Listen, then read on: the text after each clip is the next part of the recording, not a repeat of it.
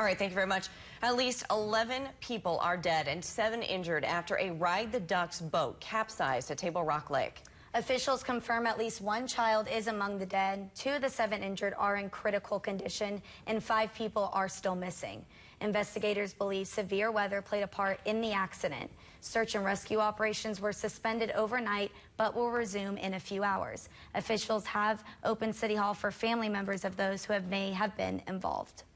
Branson is a very small community at its heart, and we care about the people who are involved in this situation and just how hard it is. So we've opened up the doors to City Hall to allow some of the family members who are involved in this situation to be here, to be comforted.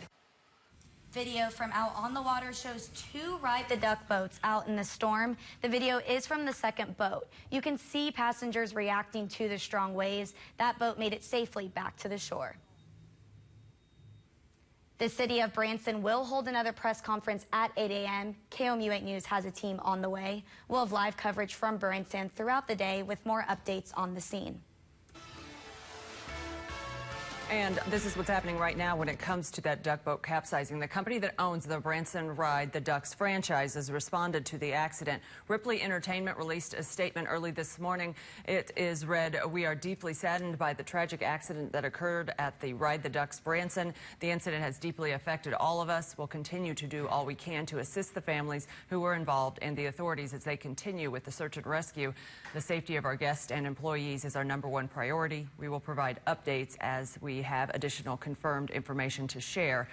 This is not the first time the Ride the Ducks has dealt with fatal accidents. In 2016, an article by the Philadelphia Inquirer disclosed several fatal accidents with the national Ride the Ducks company dating back to 2010. 8 people have died in 3 different incidences since 2010. The National Ride the Ducks website is no longer available. All right, Angie, thank you. Overnight, multiple Missouri leaders have responded to that accident. Missouri Governor Mike Parson tweeted, "Very sad to hear about this horrible accident. Prayers for all those involved and the first responders who are assisting." Democratic Senator Claire McCaskill wrote, "Tragedy here in Missouri this evening. Heavy hearts for the families of those who have died and are hurt. And as always, sincere thanks to the first responders." Cleanup efforts are underway after pop-up tornadoes tore through parts of Iowa. The storms brought significant damage to several communities. 2 tornadoes moved to relatively close to each other in Polk County.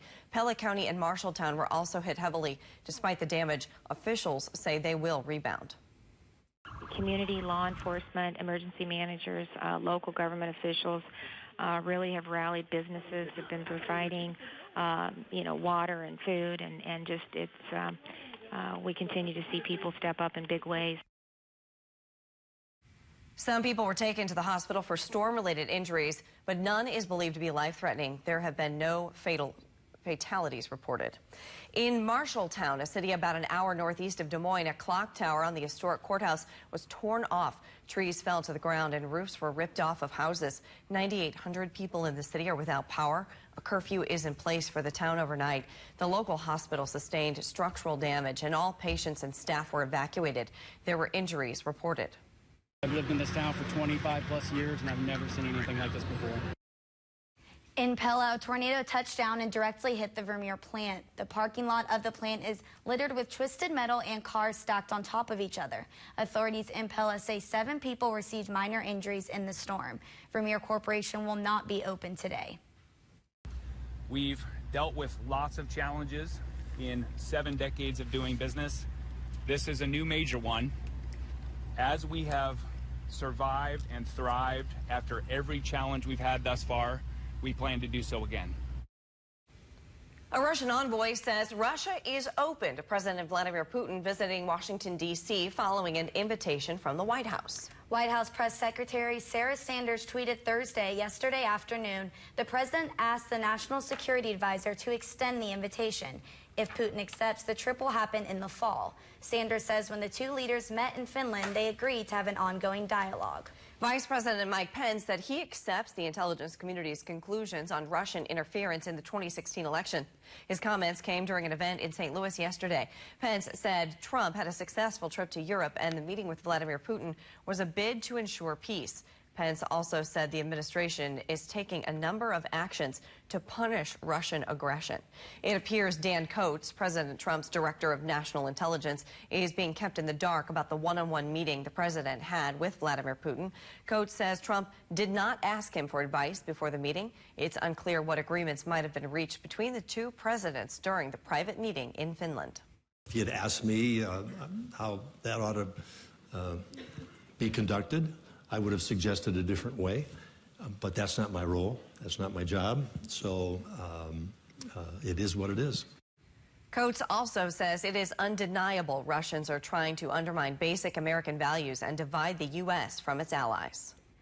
Flint, Michigan is getting a $30 million public housing grant. Housing and Urban Development Secretary Ben Carson dropped off the check at City Hall yesterday. Flint will use the funds to tear down a rundown townhome complex and build new mixed-income housing units on the site.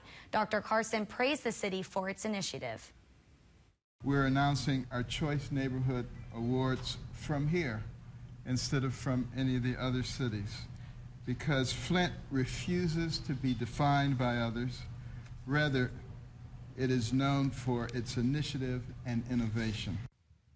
Flint is just one of 5 cities across the nation to receive a Choice Neighborhoods Planning Grant. The Federal Trade Commission announced it will crack down on fake charities claiming to help vets and service members. A coalition involving